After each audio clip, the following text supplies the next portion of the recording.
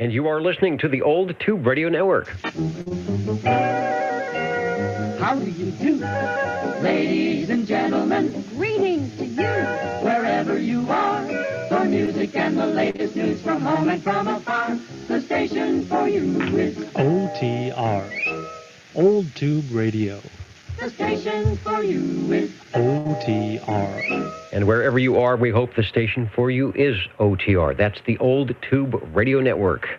34 years of talking about, talking with, and looking for those tube radios here at 27085 in the Central Valley of California and everywhere else. oldtuberadio.net, streaming the audio and hoping all of you listening likewise can do something similar once a week. Get on the air with your tube radios or your vintage radios or maybe your brand new radios and keep the 11-meter bands and channels alive. We'll be doing that tonight as we listen for radio number 1.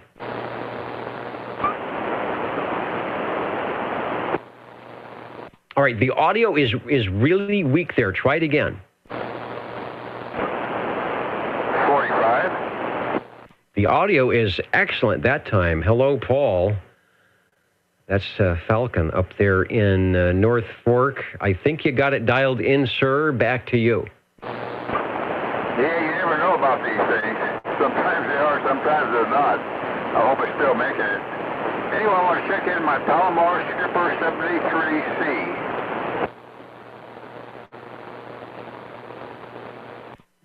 Palomar Skipper 73 Charlie, and I'll check to see if we have some Palomar electronic videos or pictures that we can swap in while you're talking about the radio. There are a lot of Palomar fans. When I check out some of the Facebook sites and people have very large collections, it always seems somewhere that there is a Palomar secreted in a shelf. So that's a popular radio. All right. We not only do we have a picture, I think we might actually have a picture of the radio on which you are talking. Anyway, let me stop talking and let's go back over to you for transmission on your old tube radio. Yeah, okay. That is the radio. Very nice radio. I'll tell you these things. This radio here has got the best receive on any radio I've got in the whole world. The 71B, it was the worst receiver. That was the one they manufactured before this one. I've got it too. I'm going to check it in if I can hear you on the thing. But anyway, it's got the whole thing. It's got RF gain, AF gain, and of course clarifier for lower sideband and upper sideband. And it's got a squelch on this one. The 71 doesn't have a squelch on it.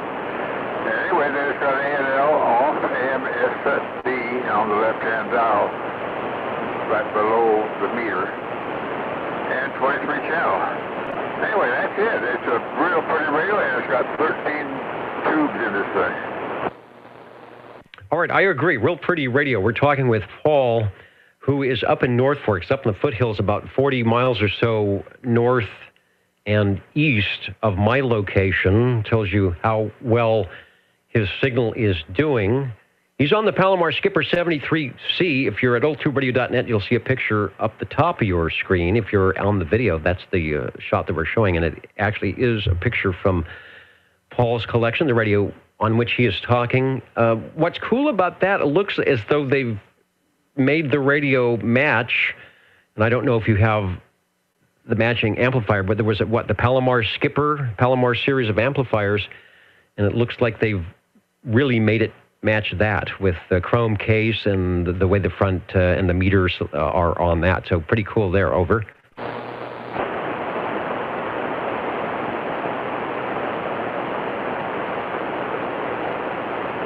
I think we lost audio, but we have a signal. We have a carrier.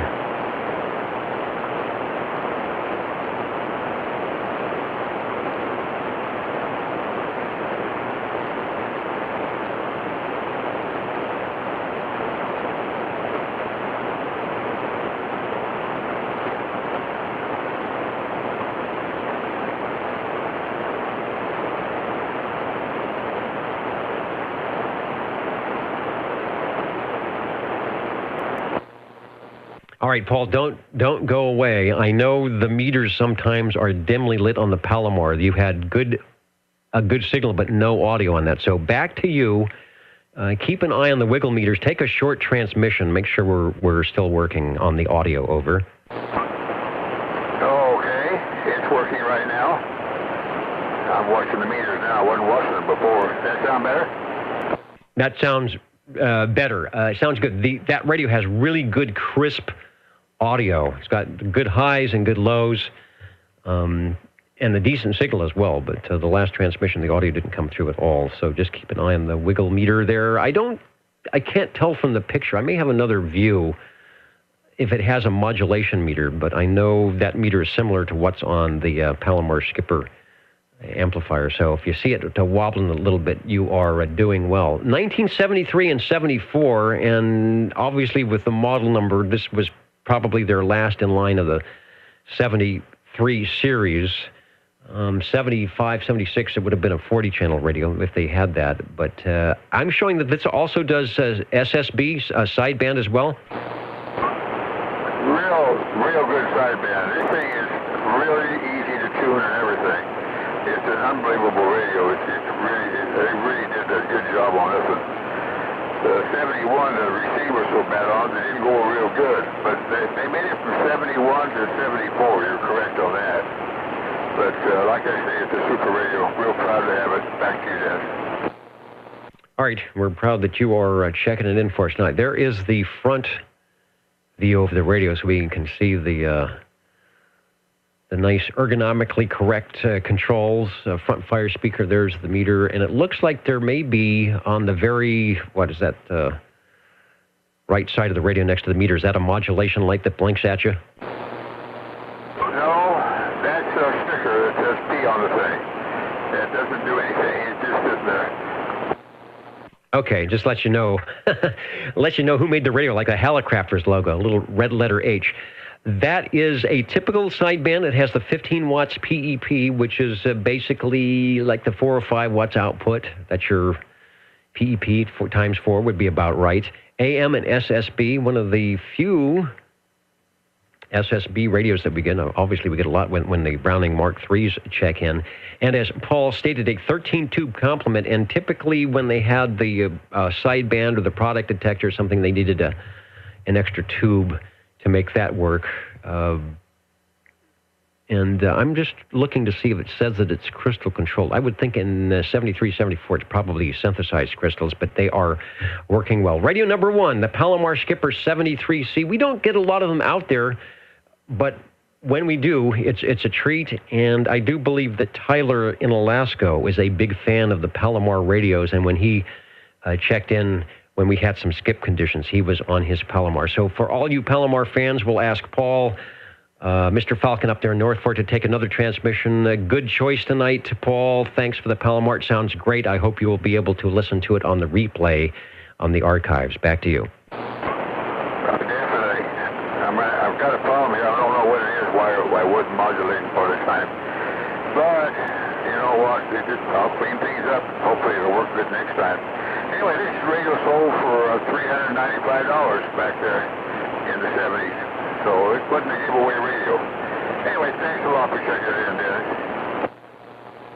All right, thanks for bringing it by. I was looking to see if I had a price point on it, and I didn't. But I was going to say, if it was a sideband radio, would have added a few extra bucks to it anyway. Thanks for checking it in. The Old Tube Radio Network is listening for your radio check-ins.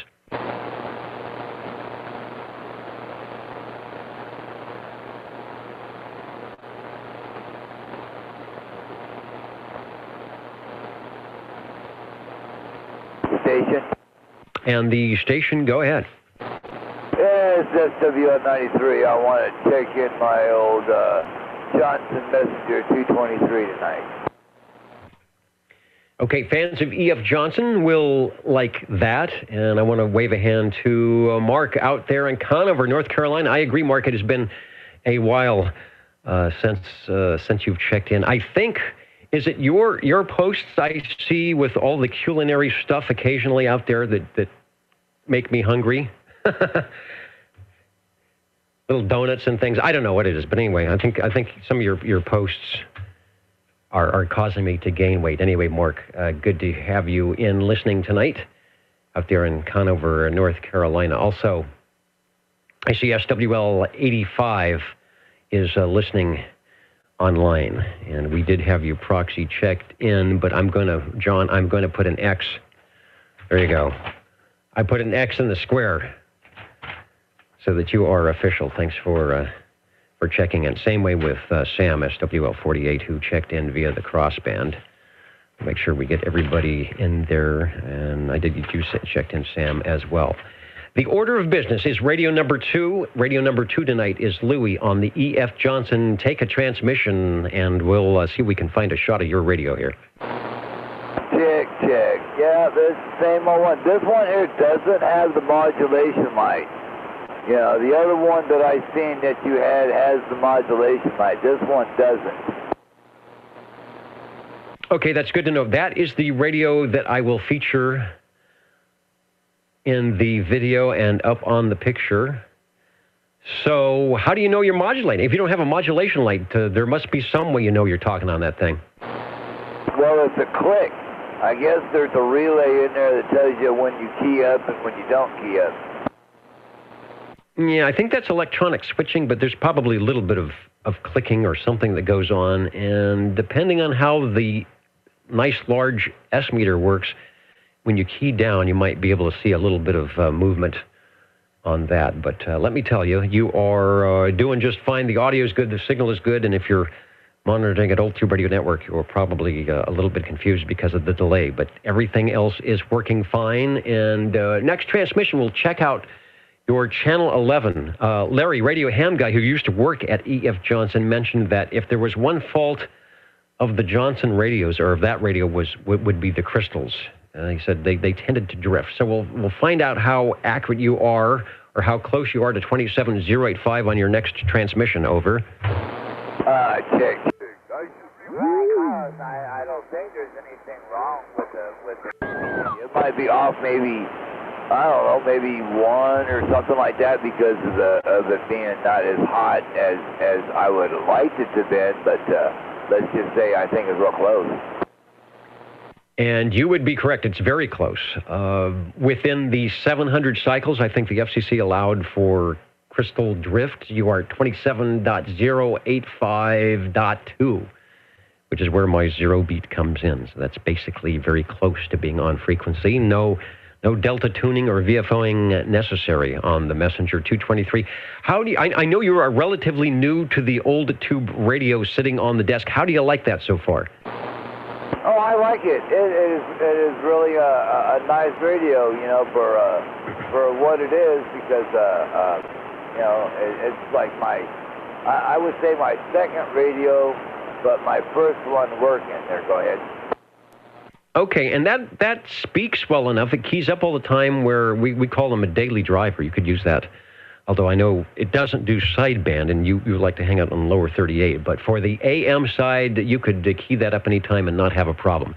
The Johnson Messenger 223, that was their third in the series. The Viking, the Messenger 2, and then the 223, which in theory is a lot like the Messenger 2 with 23 channels. I think that's where they got the 223 out of that. And of course, it has the S-meter added and some other items, very close. That was manufactured, a good run for that, 1969 to 1972. A good price point at around $200. Typically, they came with a base microphone. Most of them you see that way because they weren't necessarily intended to be a mobile radio. I'm not sure they can, because I'm not showing that it had a power source other than 115-volt AC for the radio. But then again, that was, you bought the Messenger, what was it, the 123 or the 323 or the Messenger 2. And this was their base. Radio number 2, sounding good. Louie, back over to you. Give us another transmission, and always enjoy when we hear you you key the microphonium on the Johnson. 10-4. I figured since there was a long enough pause in there, I'd just check it in. All right, well, you know you can jump in any time on a Saturday night when you see the glowing tube at oldtuberadio.net, or you hear Net Control say, this is the Old Tube Radio Network, and we're looking for radios. Thanks, Louie. Check. All right, we're gone.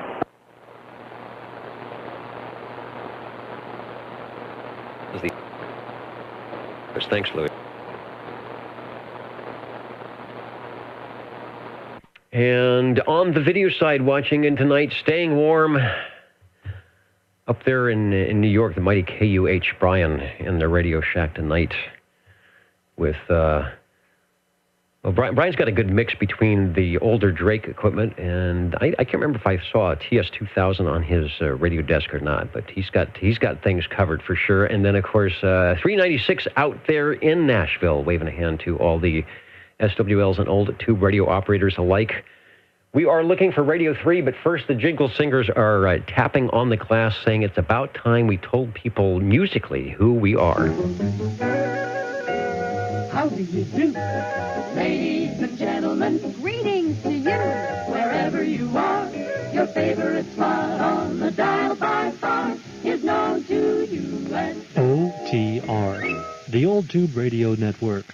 the station for you is OTR. The station for you at 27085 if you are in the RF zone, and everywhere else at oldtuberadio.net, the Old Tube Radio Network, where we try to recreate what it might have been like back in 1962 or 1972 when people, well, they didn't have their cell phones to keep them busy. And after their favorite show on television, whether it was the Smothers Brothers or Ed Sullivan or whatever, went off the air, a lot of them went to wherever the radio was and went to their favorite channel and did what we're doing here. Have a little conversation and some great times on the CB radio. Let me check in SWL 13. As promised, Mr. Cobra checking in over at oldtuberadio.net. Thanks, Mike. And we are looking for, let me check my list, radio number 3. 45. And there is Paul once again, who I think may have changed rigs and or microphoniums. Hello, Paul, as always, sounding good here on the Old Tube Radio Network. Over. Yeah, this is the Palomar Stripper. This is the younger one. This is 1971 year on this one right here. So the other one is 73 and 74. This is 71B. All right, the 71 Bravo.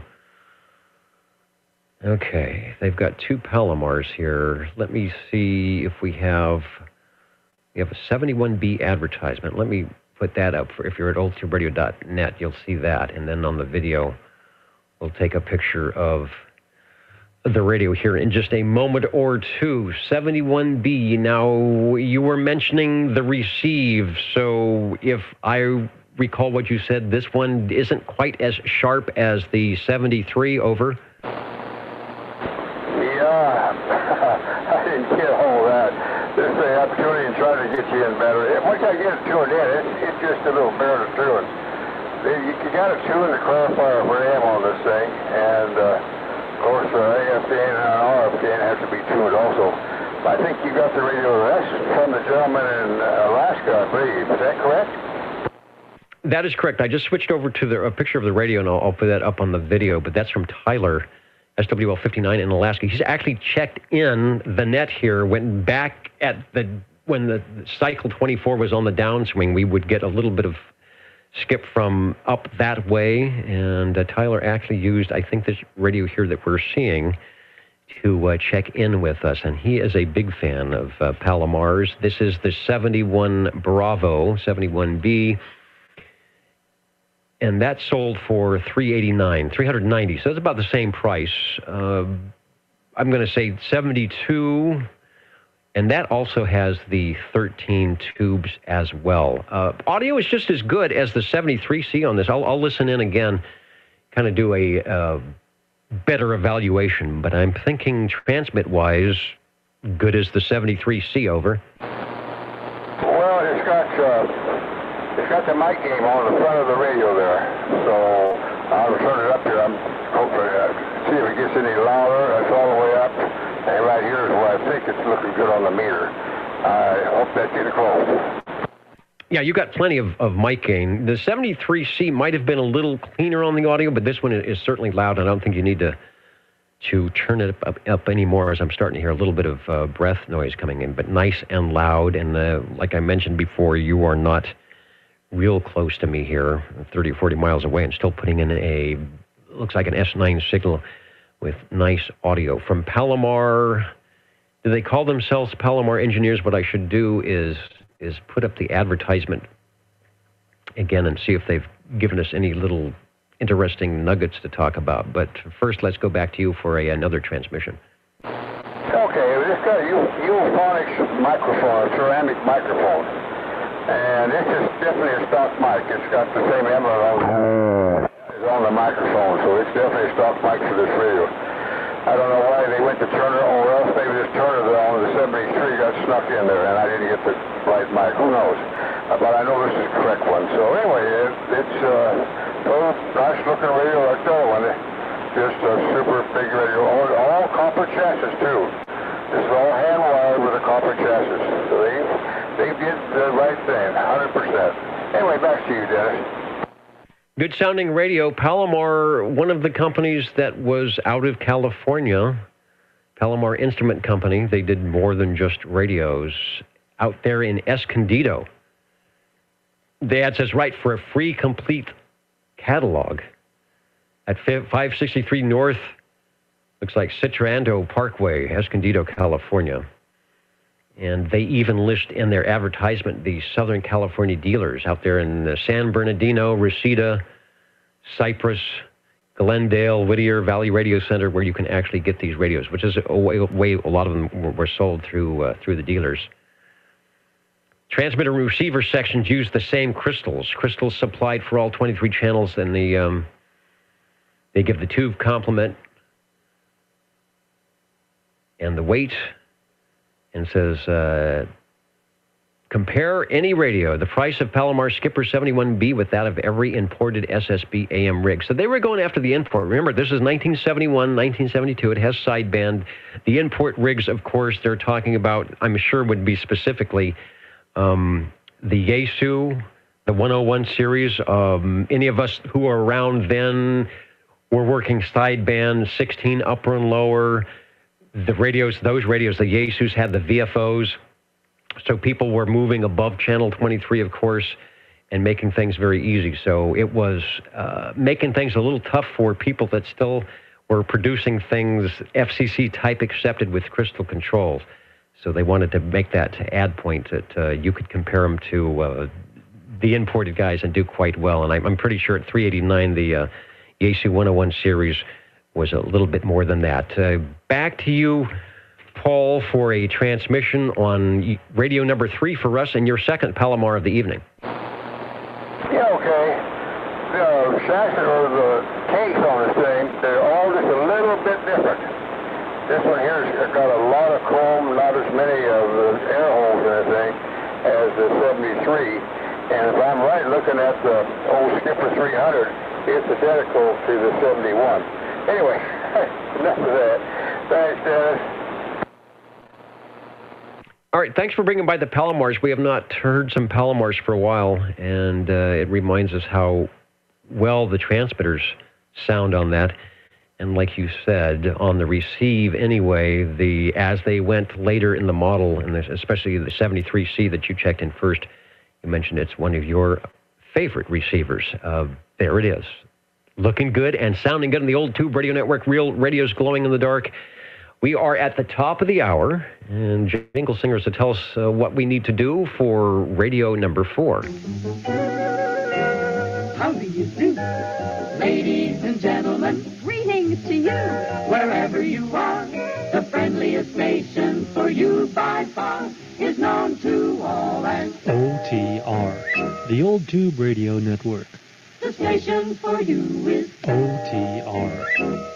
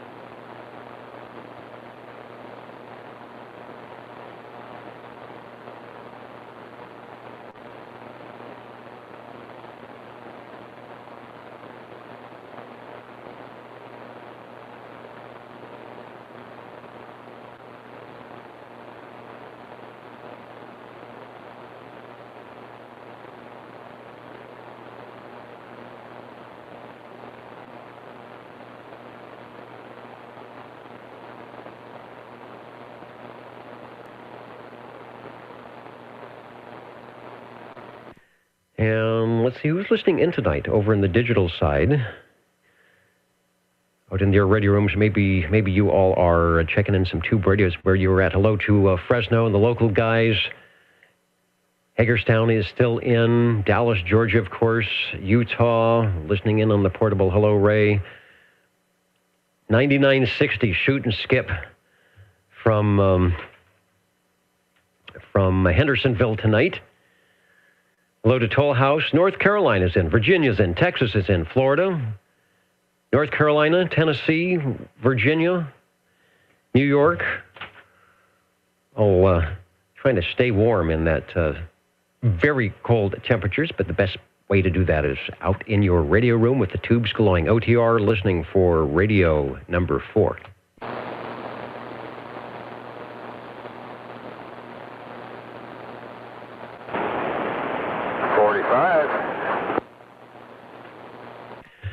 All right, Paul, you and I are putting on a good show tonight. Thanks for being out there in the radio room. Looks like we got our first radio for the second hour, but I'm not sure what it is, so we'll head over to you. Yeah, that big football game's on tonight. I'm sure that's where everybody's at. I'd be there, but I got a recorder, so I record the thing. I can get full-time over there. I'll listen to it later on. But that's probably where they're at. Anyway, I want to check in this sonar. It's Model E. Okay, I forgot. I didn't think about what the competition might be on the television tonight, but I think you have pegged it. But that's okay. I mean, there are many things to do on a Saturday night, and this is but one of them. The sonar, and the sonars were the most heard manufacturer last week, believe it or not. Not sure we'll do that well tonight, but we've got a sonar Model E online. I've got a great shot thanks to SWL 135 of a sonar Model E. So as you key up, we'll put that online here. You got the meter on the thing too. That's nice. Yeah, it even has somebody's call on it. Sonar, is it an SWR? Yeah, signal strength. So it's a matching sonar SWR meter, and it looks official because it's got the scripted sonar logo right on there. What an interesting radio that isn't. It looks pretty fancy, but I see it's not even a 23-channel radio. Yeah, it's real fancy for the radio. Like I say, 8 channels. That's it. It's bare front. I mean, there's probably a lot of stuff on the front, but no meter. They got an antenna, which is a modulation light. The power light comes on when you turn it on. That's it. Nothing else on there. I think it was manufactured about 1961. You can probably throw me in on that. I've got that. I said approximately 1961 on the notes I got on this thing. Making Sam's number 2, so it's down there in the first bunch, way down there. One of the first ones made. Anyway, I got some more to say, but I'll let you fill in some more. Okay, well, you're scooping me on this one. I was looking at my info here, and I didn't even have that it was in Sam's 2. Typically, the radios from the beginning of late 58 to 60 or late 59 are in Sam's 1, so I think your guess that this is a early 60s radio, especially in Sam's 2, is a good thing. And it shows the signs of an early radio, that is to say, not 23 channels, and there's no S meter. And again, this was not hobby communications. This was not communications for people to be very technical and go in and build things. This was base to mobile communications. This was the Citizens Radio Service. So things needed to be a little more operator friendly, although when I look at this, it looks like there is a little bit of work to do to make sure you're on the right channel and you've got things tuned and spotted in. But once you got it set up, a lot of people stayed right on whatever channel they were on. Their mobile unit was on that channel, and away they went. I guess the rest is history. We're showing, or at least in the picture, the stock microphonium looks like it plugs right into the front of the radio. Wonder if you're using the original supplied microphone or if you're doing something else. Whatever it is, it sounds good. Over. Definitely a stock microphone. They made it's a plastic mic. It was a big microphone, big handheld. I mean, the guy with a big hand would enjoy this one, I'll tell you.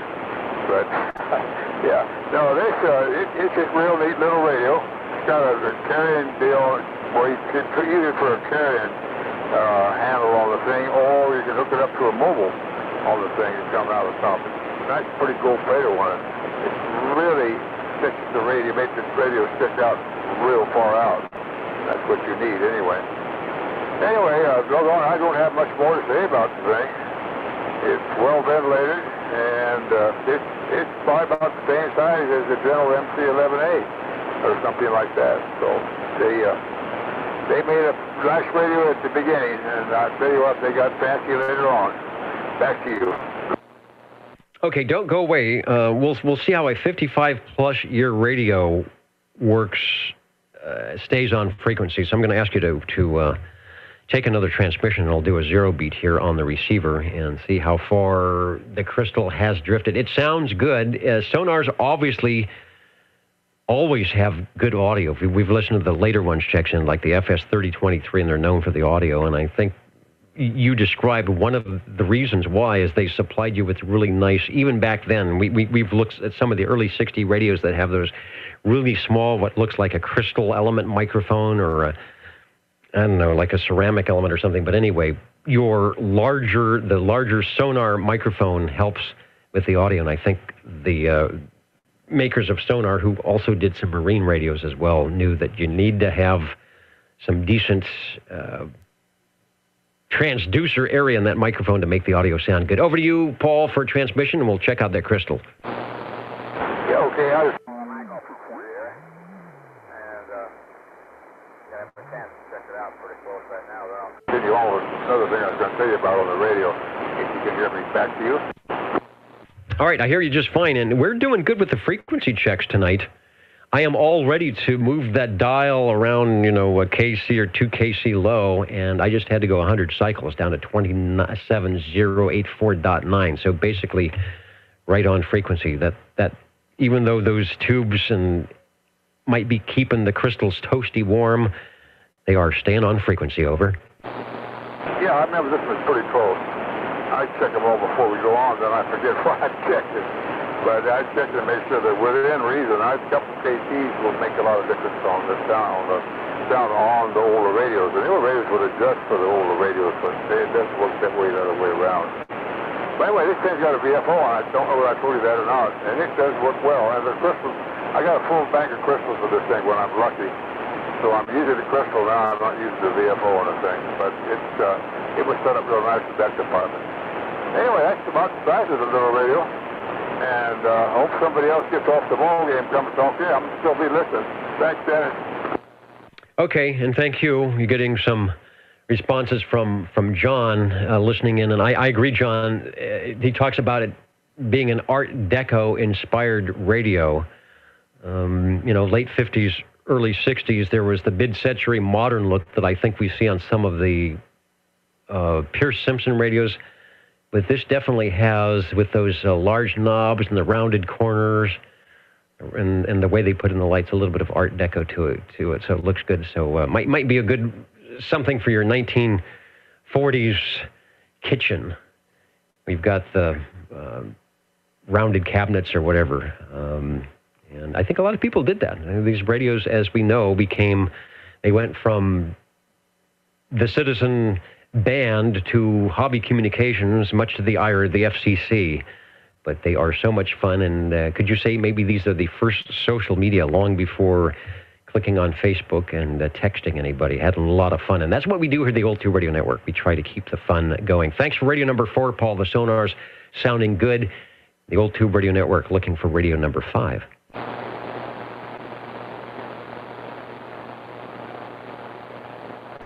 Thanks for radio number 4, Paul. The Sonars. Oh, well, yeah, I still got you on here. This thing has got a fully tuned to watch on this thing totally, which is real nice. I forgot to tell you about that. You got to go back there with a screwdriver in the back of it, but it's got the holes for it. So anyway, that's enough. I'll get out of here and leave you alone. The watch on this thing totally, which is real nice.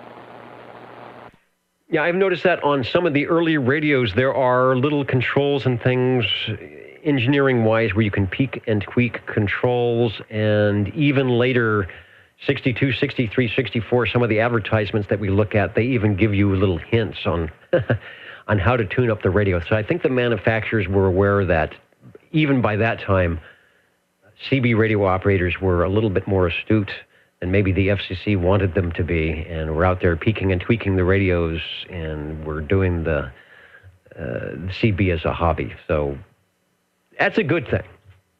Those of us who are out there, we all had a lot of fun, and it's still working. We have fun on the Old Tube Radio Network.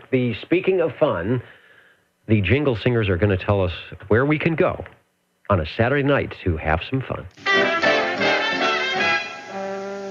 You're listening in the latest style at 27.085 megahertz, your dial. That's Channel 11 Old Tube Radio, in wonderful. Fresno, California. Fresno, California is where we are at, and we have been on the air since the mid-1980s, about 34 years, doing just this, hanging out on Saturday nights, talking to the tube radio operators, having a great time, just like some of us remember having back in the day when the radios were brand new. And a few years ago, we got into the digital side and are doing the streaming video that you see and the streaming audio if you're over at oldtuberadio.net. As they call them, video gates. Videogate 301 is out there listening, who does, I've seen some of his videos that he does, and way better than what we do here. And maybe we'll put, in 2018, we'll put a little bit more effort into the videos. There's some things I would like to do, maybe show the S meters when the radios are coming in so we can see the signal strengths. But for the meantime, we're keeping it with the radios and the sound. The sound quality is taken directly out of the receiver into the sound card. We do make MP3 copies. If you go to the Old Tube Radio Network, there's an archive button at the top of the page. If you click on that, the OTR magnetophone will load all those little 3-inch reel-to-reel audio tapes, and you can click on whether it's a tube radio check-in or an SWL check-in for the date that you want and play it back on the Universal Media Net web player of your choice and give yourself a radio check. Hear how great your radio sounded here at the Old Tube Radio Network. We are standing by for radio number 5. You're killing me, Paul. I thought I would retort in kind. 50 checking in. All right, from the top of the hill, or is it the middle of the hill, the bottom of the hill? Anyway, SWL 50 beaconing down into Midtown Fresno. Sounding good, Mark. And as you know, when I've got that tube radio list out, you are going to be radio number 5 on tell us the radio you're on, over. Good deal. Yeah, it's the same old Golden Eagle. I should have the TAM back next week. Mark III. All right, the Mark III, is that the big one, the SSB? Oh, yeah, sure, you betcha. All right, sounding good. The ping is sounding good, and Radio 5 tonight. 50 checking in and giving us a radio as well. Thank you, sir.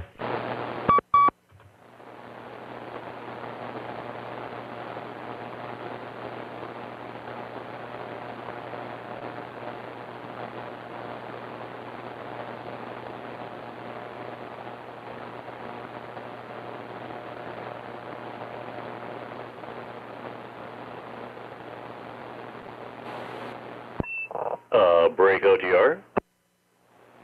This is OTR. Go ahead, Brady.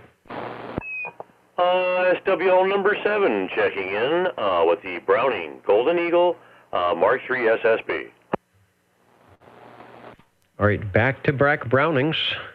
Radio 5 from Mark and radio number 6 from Ed. What time we will log that in at 9:17. You know, I didn't put up a picture last time. Maybe I'll see if I can. I know we have a really good shot of a Mark III SSB. So while I find the appropriate video mode, we'll go over to you for the appropriate audio. This time I have the Golden Eagle D104 attached. Of course, that's just a large radio and having fun looking at the lights on the back of the wall here. Nice little honeycomb pattern, and of course, the smell of glowing tubes. Yes, there is, and Ed brings up a good note here. For those of you who are kind of SWLs like myself, when you actually get to drive one of these radios, you have to get to sit down in front of them and key the microphonium, there is we'll call it the fourth dimension, where not only is there lights and sound, as he mentioned, the glow of the tubes through the case, whether it's vented or louvered, but there is also, I'll call it the aroma of the burning dust or the tubes or something. So it's a all-encompassing experience. Over. Oh, there you go. Definitely filling the senses, and the lights, of course, out in the front, the nice meters wiggling and doing what they're supposed to. And like you say, the little louvers, they send out a little light pattern, but there's also a grid in the back there. So a nice little honeycomb pattern goes on the wall there. Shoot, and then if you got the winking and blinking eyes, you even got more lights. That's right, the good old magic eye winking and blinking at you. So it's a great experience. Those of us who have the tube radios know that it can be kind of addicting. We call it the sickness. We have people who checked in with us 30 years ago, and somehow they will move out of town, and they will put the radios away, or as they say, life gets in the way. And at some point, 25 or 30 years later, they unbox the radio, or they go back into the room and turn the radio on and burn the dust off, and they just happen to be on Saturday nights, and here we are.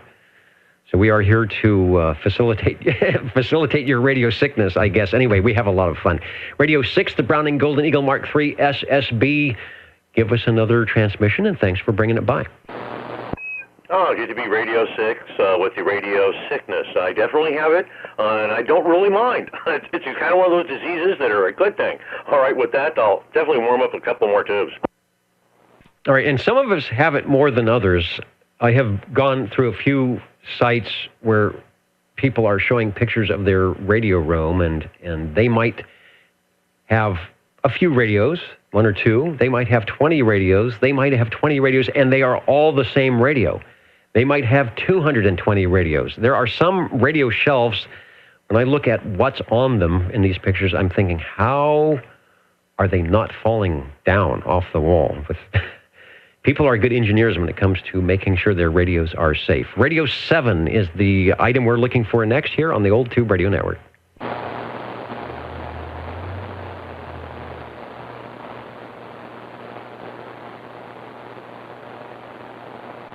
Item we're looking for next here on the Old Tube Radio Network.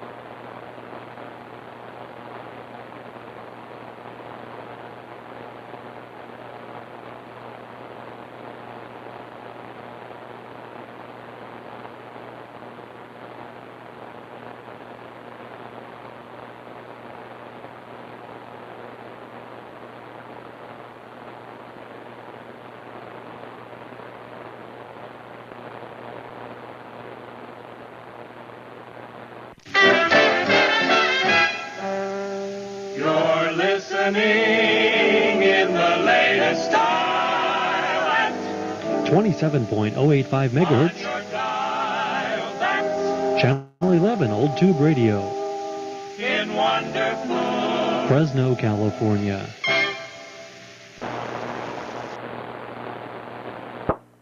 Number 7. In wonderful Fresno, California as well, I think. You know, I'm getting wrapped up. I was watching the video or watching me struggling with my headphone cable here. Let me work that so that I don't pull something off the wall here. All right, I think that is better. And hello, 7, SWL 7. Let me mention that a lot of our stations check in are also on our SWL list, but that is certainly not a requirement that you have a number or anything like that to check in. The requirement, of course, is to be on the air, whether it's for the first time or the 101st time. And if you have a question, that's great. If you have an old tube radio, that is great as well. So I just want to inform people that we are here for listening and talking to everyone, including this guy right here, Ed, who appears to have our 7th radio of the evening. Go ahead, sir.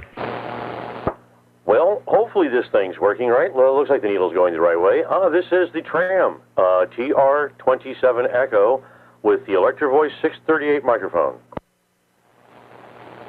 And I don't know if it's because of the 638 microphone and the way it picks up the relay when it keys up, or what, but that radio has a nice little, it's not a thump, it's more like a little pop or something when it keys down. It definitely has a key down footprint. Back in the day, the day of days of hate and discontent, you know, when people would maliciously throw carriers and things, if your radio had a footprint, like a noise when it keyed down, you could usually tell who was doing the jamming by the way the microphone sounded. So I got you pegged it. I know you do not do that kind of stuff. So anyway, I just want to let you know that as we go back to you for a transmission on the Tram. Yes, I've actually listened to the archives, and yeah, actually on this side, it also clicks quite well. Even the speaker, when the relays click in there, has a little pop to it. So I get a little pop on this side also. But yeah, you say in the H&D days. Oh, in fact, almost every radio I have seems to have a little bit of a distinctive click to it. So I don't think I'd be able to get away with it with any radio I have. True, and those of us that were really good at trying to figure out who was, you could even tell what frequency, and if somebody's way off frequency or something. What I've done, I don't have a picture up on the video yet, which we will, and the nice thing is I have a picture of the actual radio on which Ed is talking on the Tram TR27E. But if you're oldtuberadio.net, here's an advertisement, probably from, 1963 when these radios came out.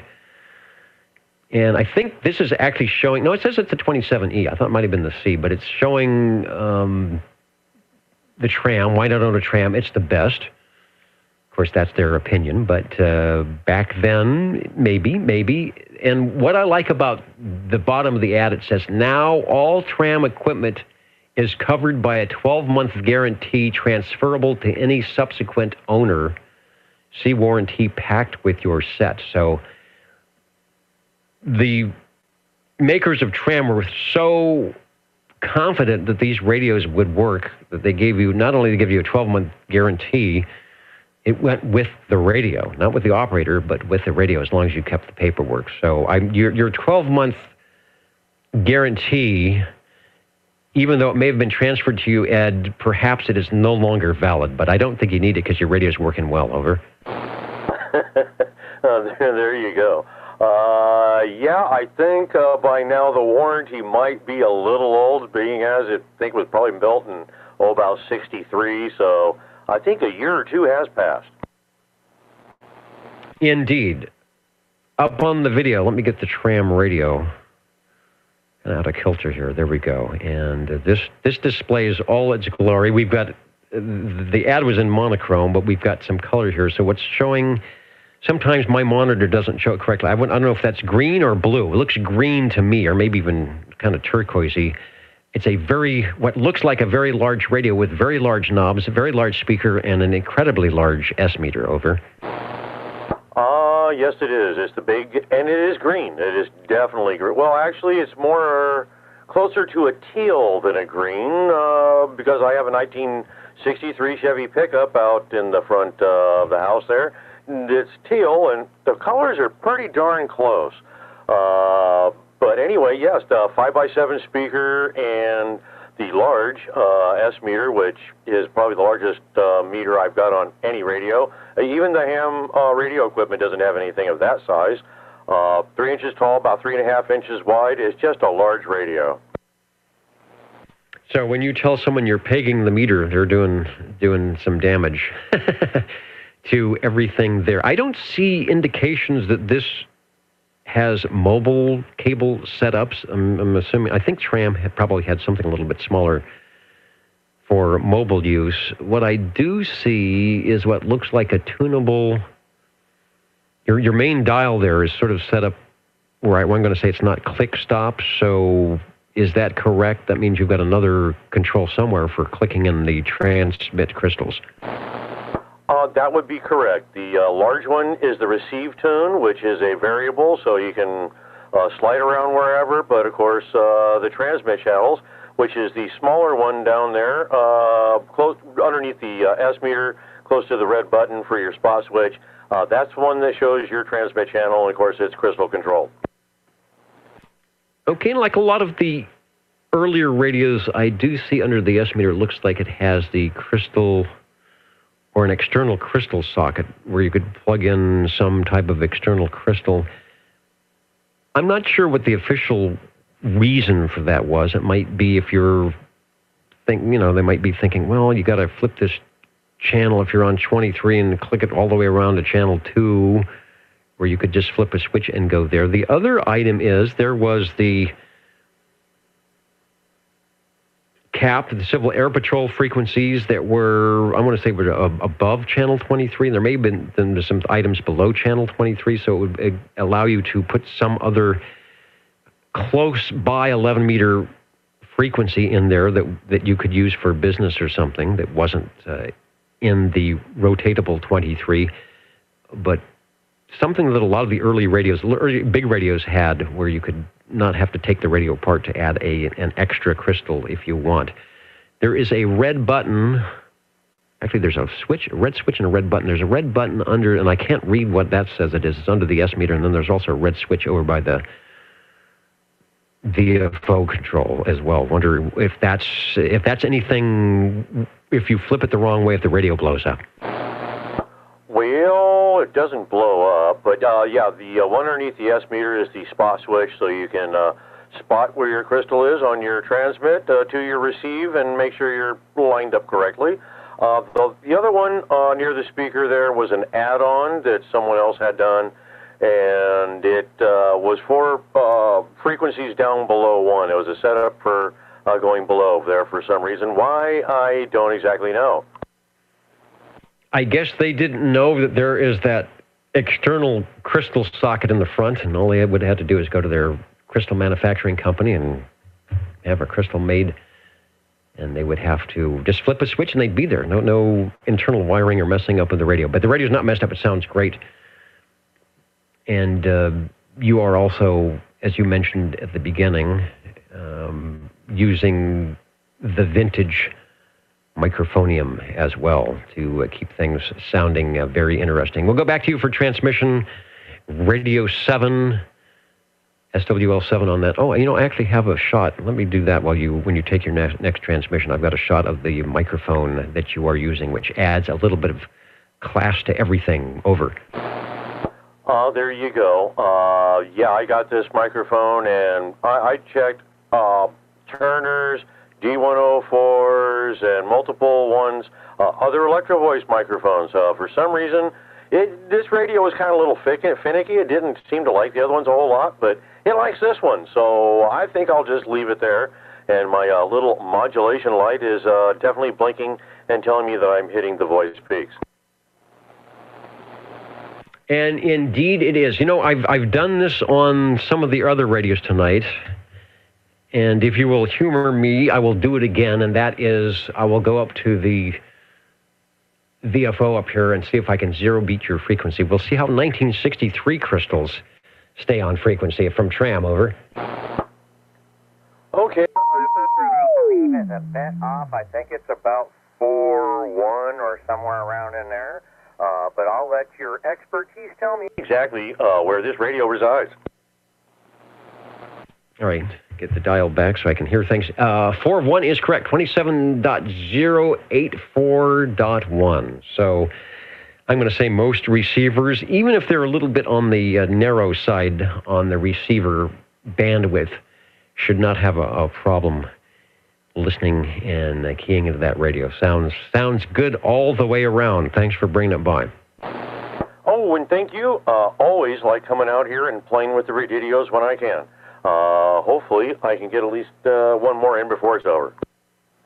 All right, speaking of over, we have, 9:33, about a half an hour to go here on the Old Tube Radio Network for radios and questions and comments and things of that nature. The jingle singers are, nope, it looks like they're not quite ready yet, so we'll hang on with that. And sometimes when there's things on television during a break or when they end, we get a lot of stations coming in at the last moment, and that's fine too. The Old Tube Radio Network will be ready for that.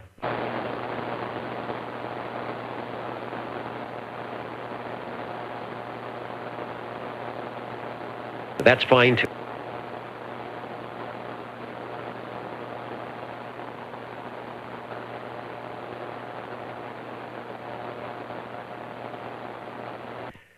Also, let's wave a hand to DD21, who's 10-8 and 10-10 on the video side out in his Radio Shack, and also Tim Tron up there in the Pacific Northwest, who sitting in the shack of great radio gear that he has.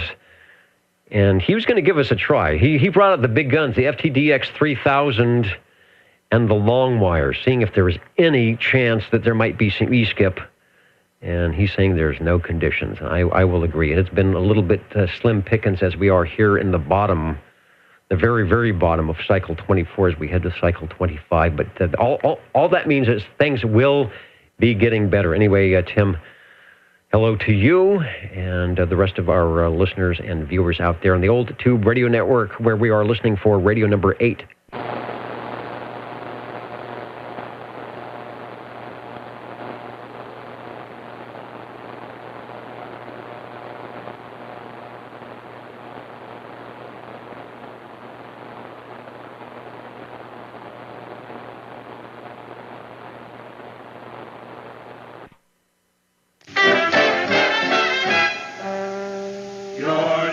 In the latest style 27.085 megahertz.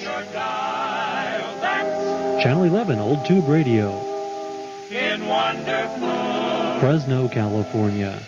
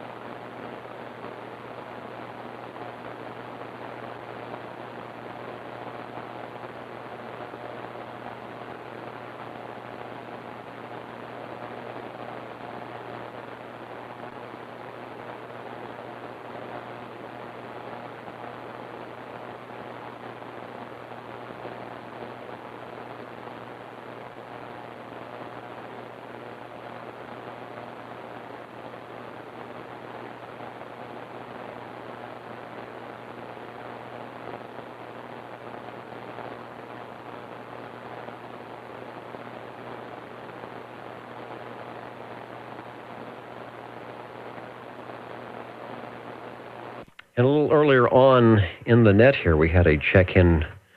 Who was it? It was Paul on his Sonar Model E. I'm going to pop up the Sonar once again. And I had some information I was looking for. I couldn't find it at that time, but I just found it about Sonar. And like a lot of the companies, a lot of the manufacturers that check in on these older radios, E.F. Johnson and Hallicrafters and Hammarlund and Palomar, Sonar had started manufacturing equipment for amateur radio operation as early as 1946. So they were no newcomer to radios, of course, when they got into the 11-meter side of things. And their radios were for 6 meters, 2 meters, and the HF from 160 meters through 10 meters. And this is all after World War II. Radios were about $100 or so. In 1951, they came out with something called the MB-26. It was a mobile transmitter for 2 meters. And so 2 meters then was sort of an experimental band, really, being up that high in frequency. And I'm not sure if they were doing much with repeater work, and of course it was all AM at that time as well, too. In 1953, Sonar produced the SRT-120 mobile transmitter covering 80 through 10 meters with 100 watts input for AM and CW. The price for it in kit form, less the power supply, was $159. Wired, you could get it for about $200. In the early 1960s, Sonar produced the monobander SSB transceivers for 80, 40, 20, 15, and 10 meters, which sold for around $400. And you had to get power supplies for that. So even while they were producing items for the 11-meter Class D service, they were also big in producing items for the ham bands, 2 meters, and the HF bands as well. In 1971, they even had the model BR2906. Yeah, it's like the BR549. They had the BR2906 mobile linear amplifier for 10 meters. Aha! It had input power of 1 to 15 watts and put out 170 watts. So you know, that was made for $130 for that. Anybody ever have a Sonar model BR2906? But a Sonar around for 30 years, 1946 to the late 1970s. I might even have a shot of a really old Sonar ham radio as well, but the one we're showing there is, of course, their 11-meter version. Really good performers.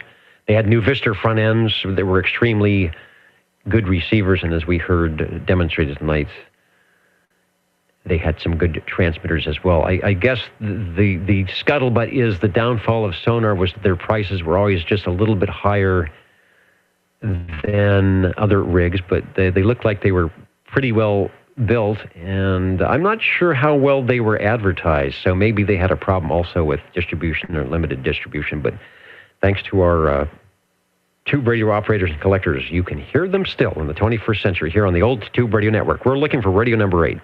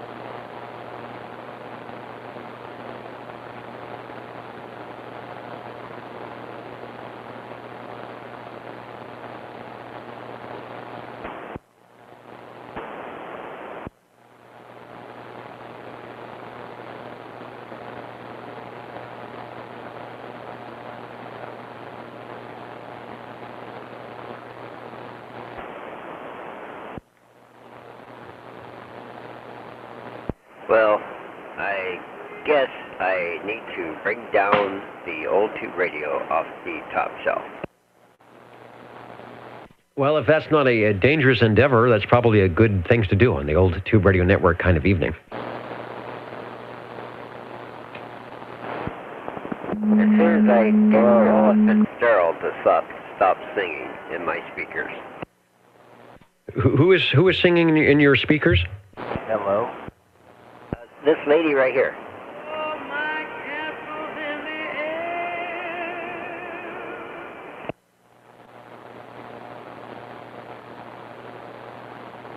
37. I was going to say, that sounds like some vintage music for our vintage radio. Speaking about vintage, here's a guy. Here's a guy's like a fine wine. Hello, 37. Hello. Yeah, it's working now. Hello, Dennis. All right, yeah, you're getting better. I could barely hear you there at the beginning, but the audio has come up over. Yeah, I had to wiggle the mic wire. This is the wiggle. Sometimes this is the wiggle the mic wire frequency. Absolutely. Anyway, I wanted to check in. I been here with my son and everything. He's from out of town, so it's been kind of rough getting in here to check in or anything. So I wanted to at least check in.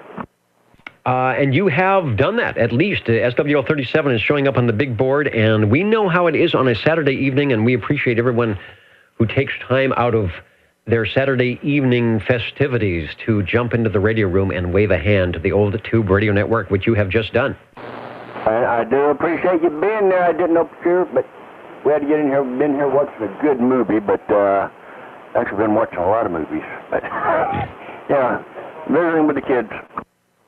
Okay, and that's a good thing. There's a lot of stuff. I can tell there's a lot of things going on tonight with people out and about. It wasn't really warm today. We had more of a Central Valley winter day, which was kind of overcast and gloomy. Not too cold, though, in the mid-50s, I think it was, maybe low 60s. So a lot of people probably are just trying to find something to do that's a little more cheery than looking at the gray days. So we appreciate that. The Old Tube Radio Network, of course, here every Saturday from 8 p.m. to 10 p.m. Pacific time for your dining, dancing, and Old Tube radio pleasure. Thank you, Chris. Okay. Well, just a quick note.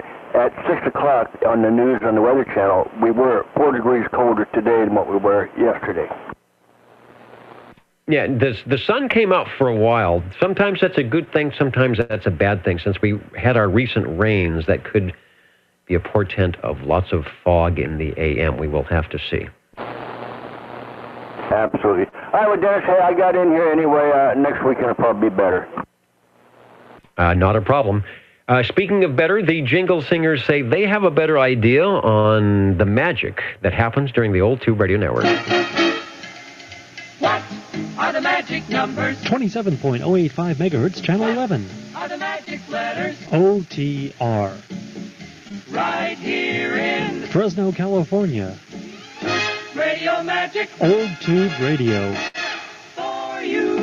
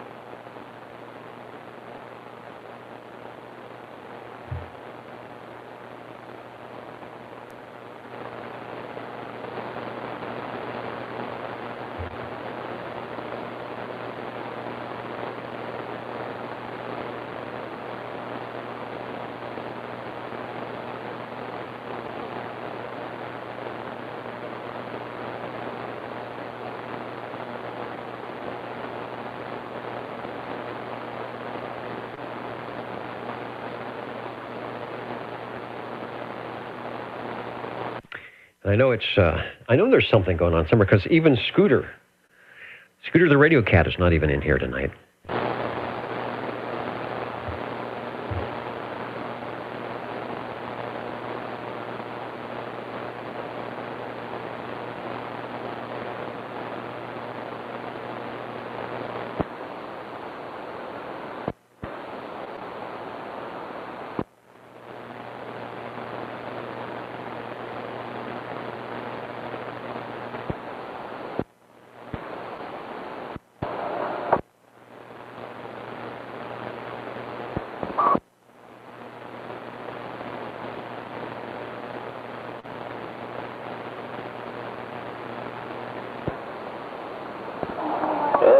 Baker, OTR.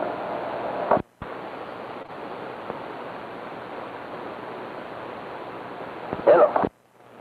It may be working over.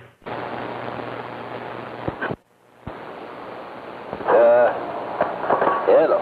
It might be working. Okay. I think it's okay. Both wiggle meters are wiggling, so I guess that means it's working. All right, we will confirm that it is working. Hello, Larry. It appears that you have made the trek to the cabinet top shelf and have found a glowing item of interest. Yes, I have. Okay. This is SWL40 with Ella Fitzgerald singing in the background. On the new tube computer, but this is an old tube radio here. This is the DTX. No, sorry. Back up. The Gemtronics GTX 5000 40 channel CB radio. Or no, I'm sorry, CB transceiver.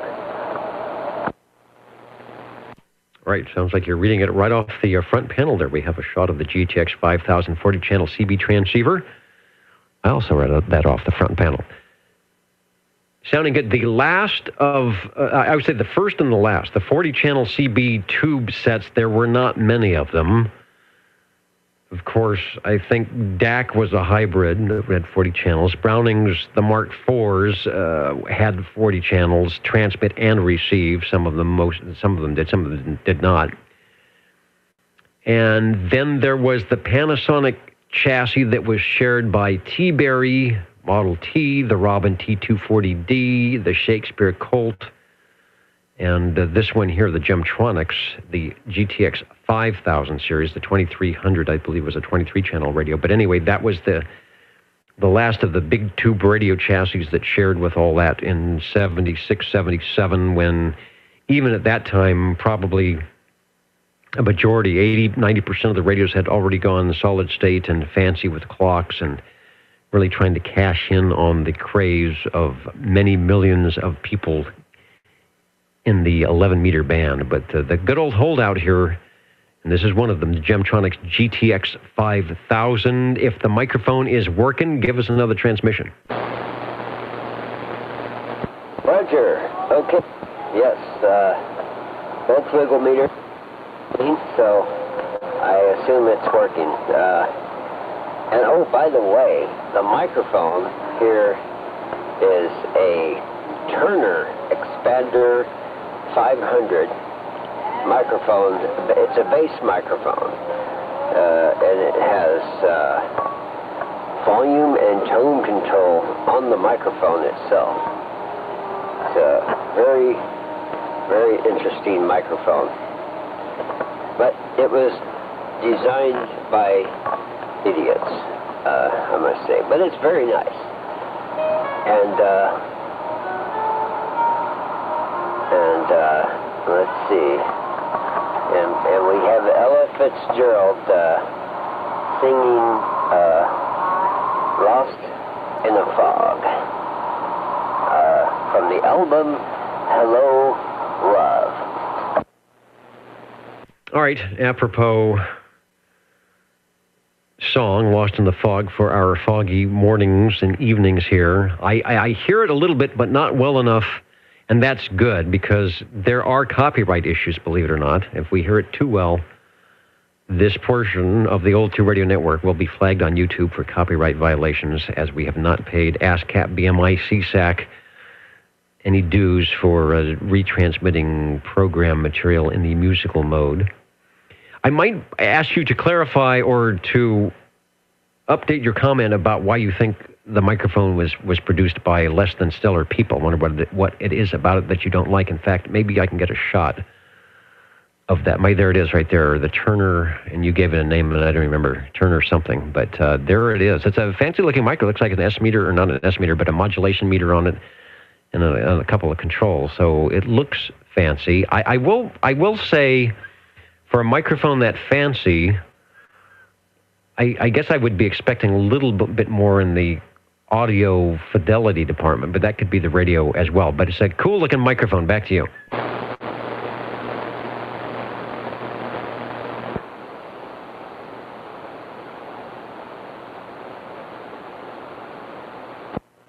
Hello. Okay, there we go. Okay, now it's modulating. Yeah. Well, it's a fine looking microphone, but working order is to be desired.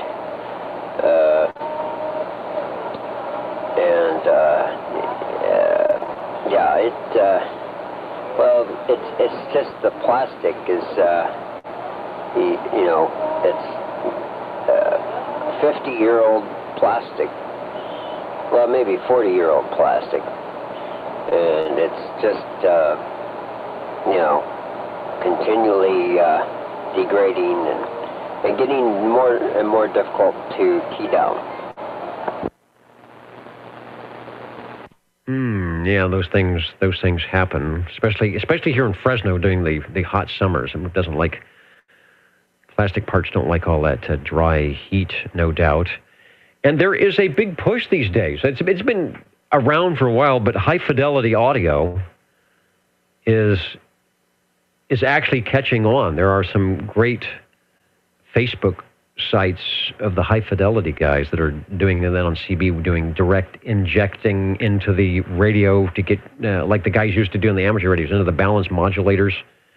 And as you can see here, using audio rack gear, so maybe those microphones in the 70s that were the first attempt at a little bit of quality audio, and maybe not that great, but at least it gave you some tone control, which I'm always surprised that radios, the Tram did it, of course, the Diamond series, but always surprised that the radios didn't incorporate a little bit more, any radios, if that matter, didn't incorporate a little bit more into the sound department, equalizers and things like that, which they do now, but the high-fidelity stuff is catching on, so might need a little bit more than the Turner microphone, but it sounds good. It works well with the Gemtronics GTX 5000, and it is our probably one and only 40-channel tube radio to check in tonight. So we'll go back to you and Ella for another transmission, and thanks for bringing by radio number 8 tonight.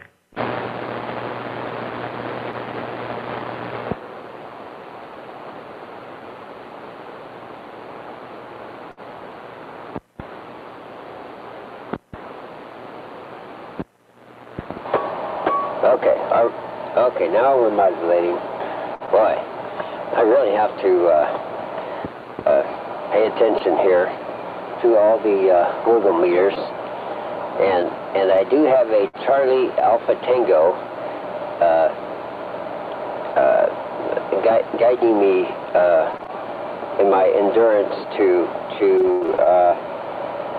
properly key down the microphone.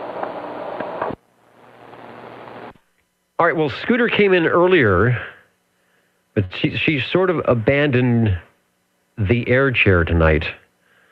So I'm assuming there must be something a little bit more feline exciting going on in other parts of the QTH here. Maybe the Jingle Singers have some cheese or something that they're dangling. So very good. Thank you for the radio. Thanks for the extra effort and taking it off the shelf.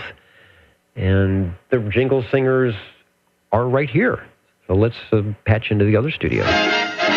Let's do some spelling. OTR. 27.085 megahertz. Channel 11, Old Tube Radio. Old Tube Radio.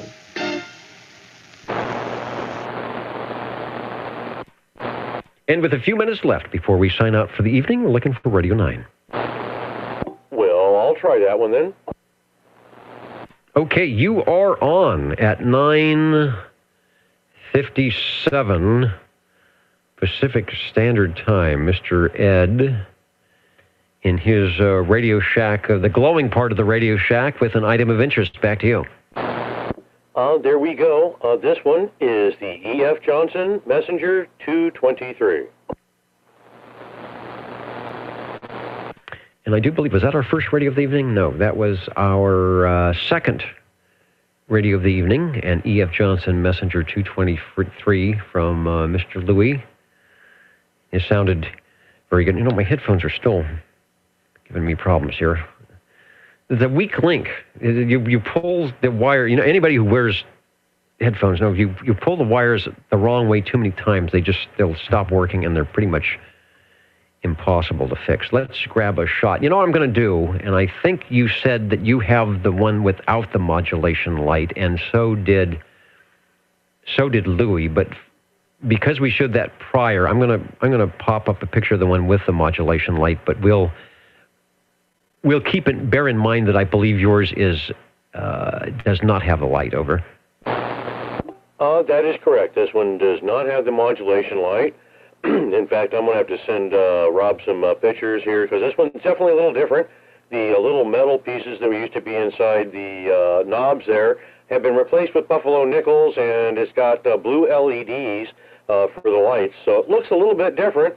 I have the D104 Silver Eagle attached. Did not get the original microphone with it. Well, good. I know E.F. Johnson made, I want to say it's an anniversary series, or they made a Messenger 250 or something. It was a special, kind of a special run, but from what you're describing, I don't think they would have made a special one of the 223 with with buffalo nickels, and certainly not, at least back in the early 70s, with the LED insert lights. So you have a classic there. Over. There you go. It's modified just a little bit, but what the heck? It's still got glowing tubes. I can see him doing that, and the blue lights look really nice. The little S meter, the needle itself, I guess that blue light, man, it just really makes that orangey stuff really glow.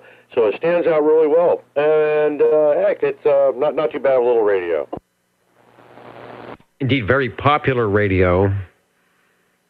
And you won't be having to take the thing apart to change the filaments on the standard light bulb. The LED should last quite a long time. In Sam's PhotoFax CV23 on page 53, you will find more about the Messenger 223. We are in conversation with Mr. Ed on his E.F. Johnson Messenger 223. It's sounding good. We will go back to you for transmission, and thanks for giving us radio number 9. Only number 9. Man, didn't even get into double, boy, why can't you talk? Double digits. Well, hopefully we'll get one more in before you sign off. And with that, I'll sit back and take a listen to the last of the show. All right, Jingle Singers have one more item of interest to go. I haven't done counting and amounting yet. It is, I think, because it was such kind of it's been a gloomy days, people are gathering together and out doing things, warming up that way. There was some television competition, and those things do happen, so we appreciate, as we always say, people taking time out of their Saturday evenings to jump in the radio room, whether it's to wave a hand and say hi on the SWL side, or actually connect the coax and give us a few radios. We did do well tonight. You know, we had a lot of listeners tonight over on the digital side. So there was a sort of a warm weather thing that came through a lot of our listeners' areas and warmed things up from the very low temperatures. But from what I'm gathering tonight, Saturday, today, things cooled off a little bit. But we always enjoy our digital listeners who have great collections themselves. I guess that's our one regret, is that we don't have the right kind of conditions that we might have if we did this during the day for a lot of our digital listeners to check in. The only problem is if we did it during the day, as those who listened in before, when we have skip conditions, then we can't check in our local stations because we can't hear them. Also want to say hello, East Georgia listening in on his 2013 HP computer. So he's got his almost old tube radio HP going on. Maybe. If it still works, Butterbean, that's great. And if it will pull up the video and audio that we do here, that's even better. So thanks for listening and watching the old tube radio network. We're going to be counting and mounting and possibly looking for radio number 10.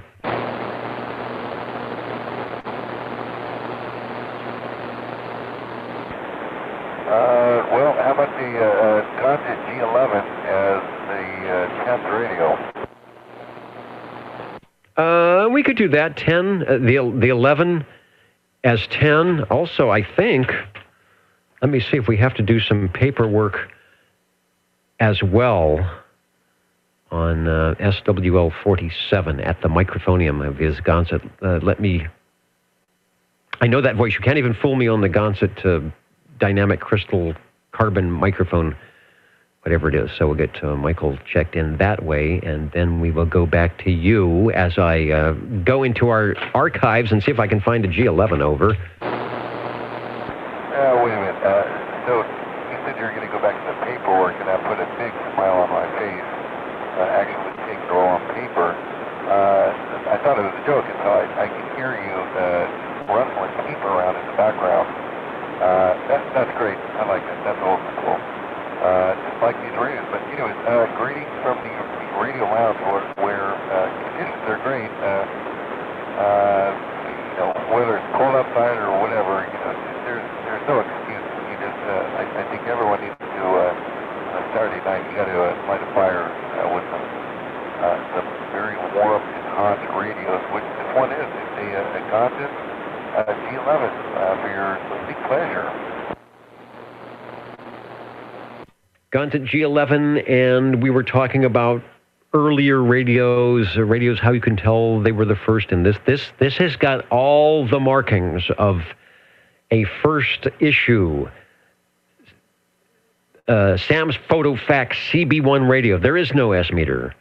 There is not a whole bunch of knobs. It is single. This is single channel. I don't even see the channel selector knob. It looks like it is single channel indeed. And I don't even see an external crystal socket on the front. But what this radio has that many of the early radios had, that we wish a lot of the later radios had, was the modulation indicator in the form of a magic eye tube. We have a great photo of the G11 thanks to SWL 135. Some great lighting.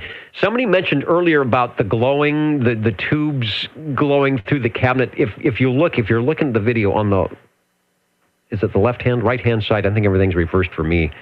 You can see these little white spots. That is what our radio operator was talking about earlier, the glow that comes out of the radio and might shine across the table, across the wall. I guess if you were close enough to the radio, across your whole self. That makes it ever so cool, along with the magic eye tubes and the other items. And Michael is enjoying all that. 47, back to you for transmission. Okay. So, yeah, you're touching on something that's always been intrigued. I mean, I think I get different things out of using these radios as objects. I think one or two of the radios I have in the lounge here smell really, really, really good. The dust on the hot vacuum tube. I think one of them smells like nicotine, but I guess that's another story. If you turn all the lights out in the lounge here, you can get the internal light, the vacuum tube lighting up in some of these radios. So that the spots on the back wall in here, and that's always cool too. I think this thing, you're right. There's nothing on this radio. It's kind of a scary one to use. You got one channel. You can't kind of veer off and meet someone else on another frequency just to make sure that the thing's working before you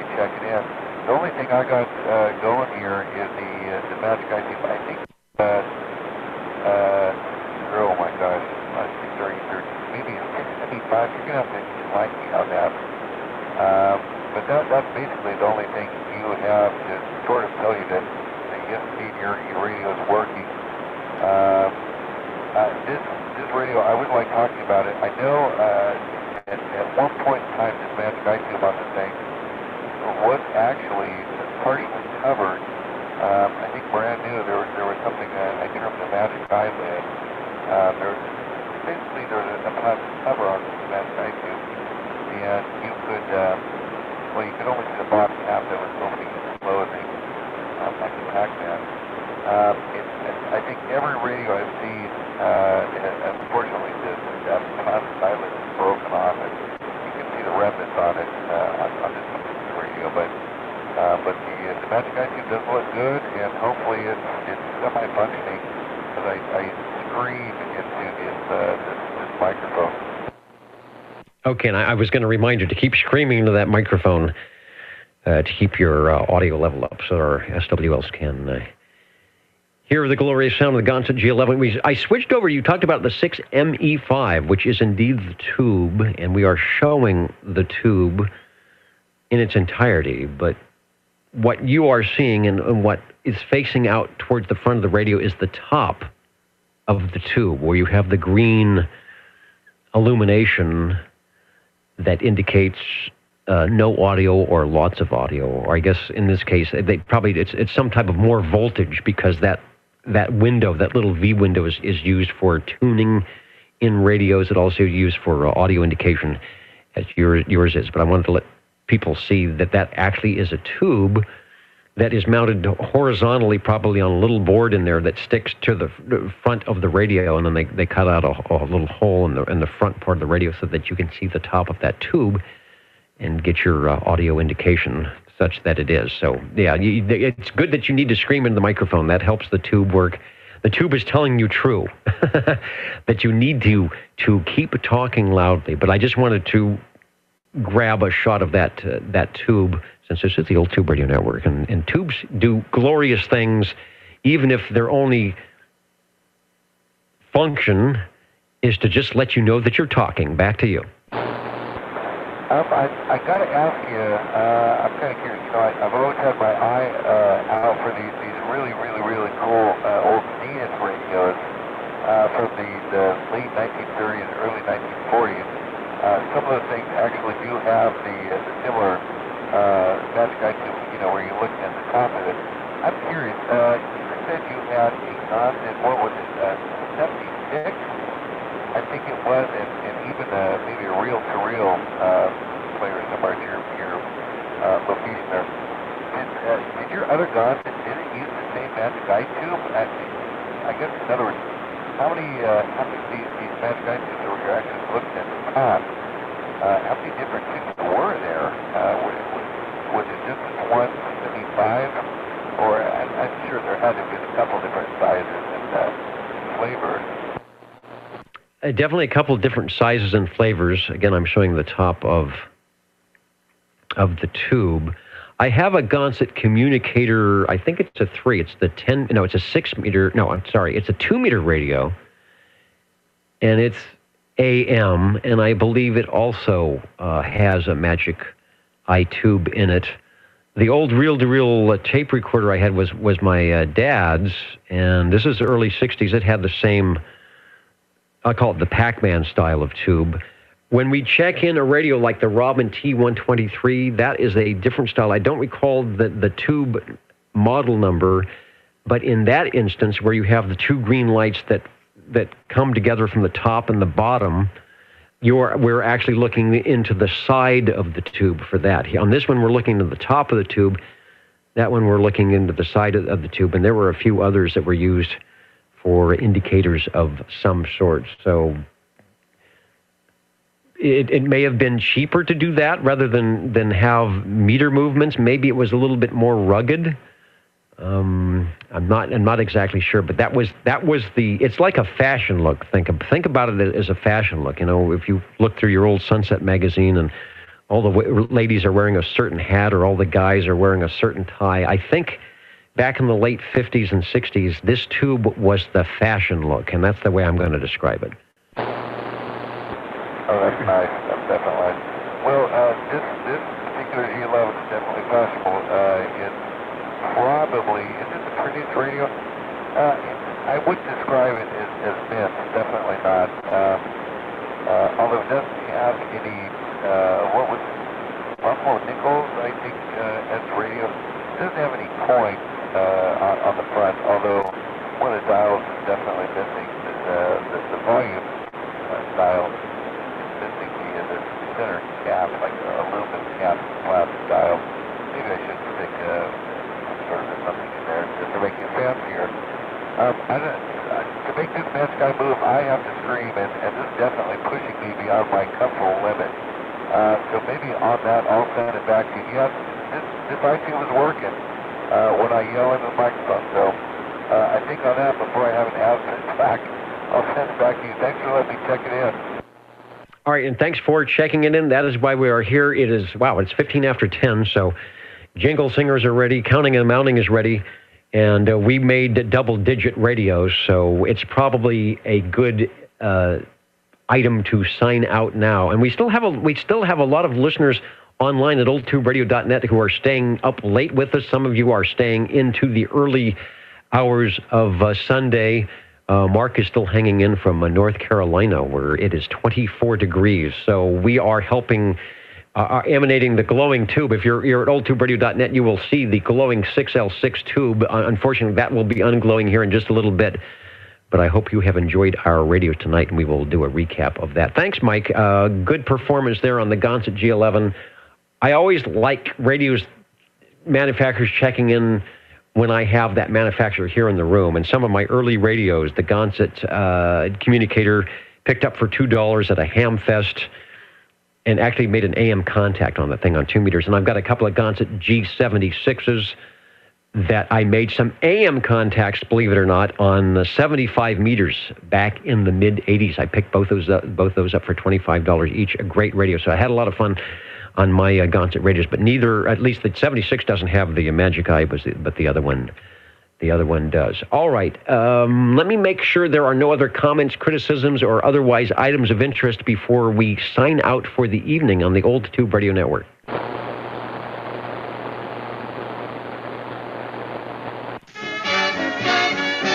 You're tuned to OTR, Channel 11, right here in Fresno, California. Stay with us Old Tube Radio. and be modern.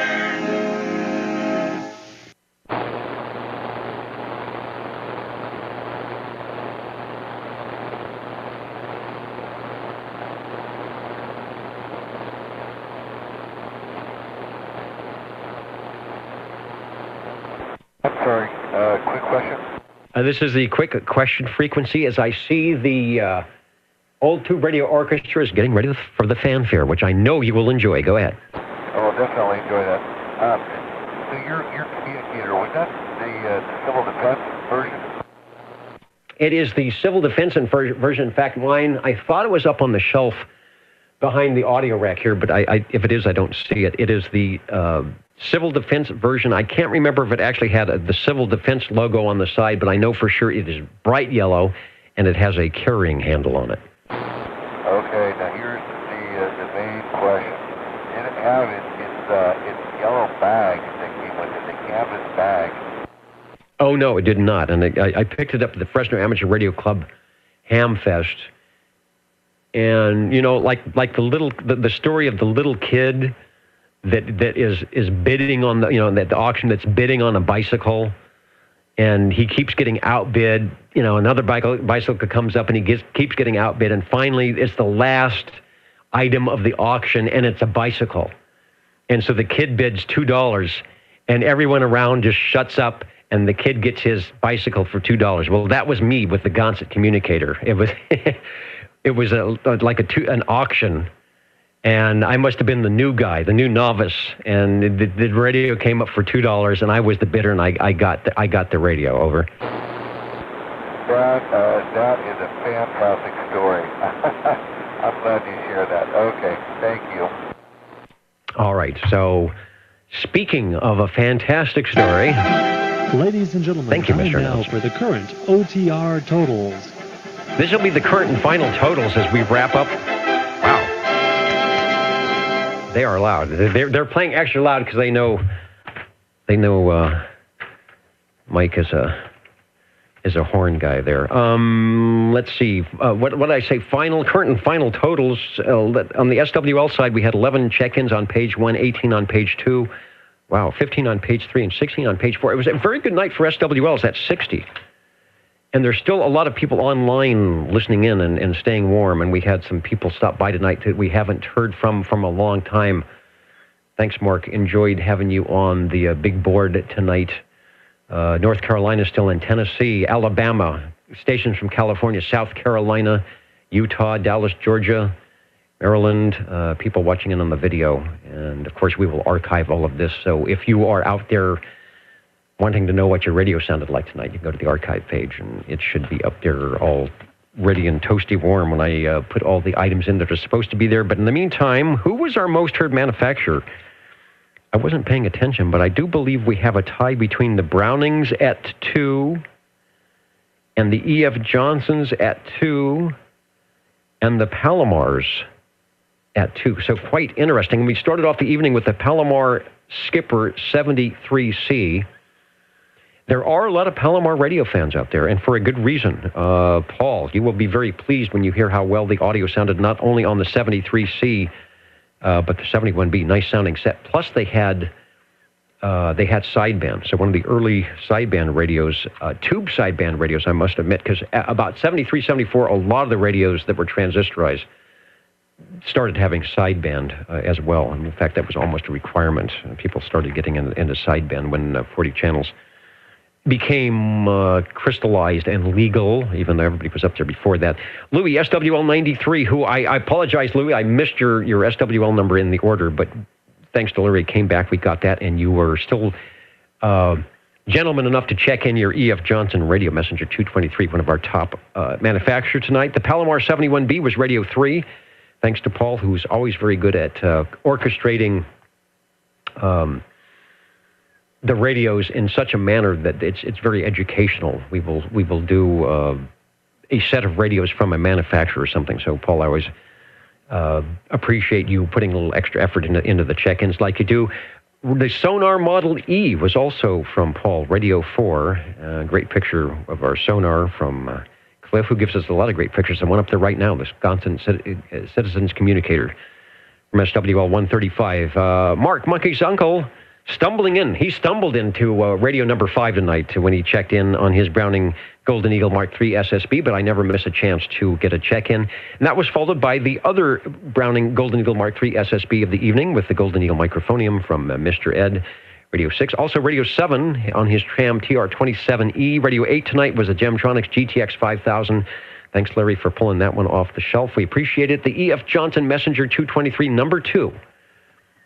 Check-in of the evening from Mr. Ed. And finally, as you just heard, the Young Spring and Wire Company out of, is it Burbank? Anyway, somewhere in Southern California, Gonset. There is a whole bunch of information on Faust Gonset. We have gone through that before. I won't go through it now, but a very interesting company that, as well as a lot of the ones we check in, started in electronic communications in the amateur radio field and sort of morphed their way into getting into the Class D citizen radio service. Good night, everybody. Thanks for listening. It is still mild weather here on the West Coast, although it's feeling a lot more like winter with the gray days and the fog. And a lot of you have been putting up with way worse than that, as you have been telling me. And I guess you had a couple of days of nice weather out there, but it is getting chilly again. So stay cool, stay warm, stay safe. Thanks to SearchLawrence.com and Frodex for keeping the Nixie tubes running. And thanks to all of you for checking in and keeping us on the air for 34 years. The Old Tube Radio Network back next Saturday at 8 p.m. Pacific time with your check-ins and your radio. 73, everybody, and we'll catch you next time on the Old Tube Radio Network. Good night and a good night to all the SWLs out there.